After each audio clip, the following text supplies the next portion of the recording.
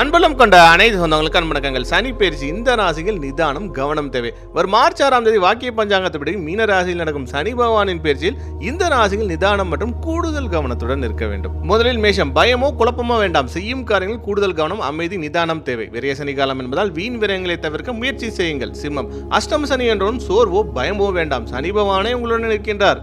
எதிலும் நியாயம் நேர்மை கடைபிடியுங்கள். உடற்பயிற்சி தியானம் மேற்கொள்ளும். வீண் விவாதம் எங்கும் வேண்டாம். கன்னி, குழப்பமடைய பல வழிகள் கண்டக சனி காலத்தை கையாள மனோதிடம் தேவை.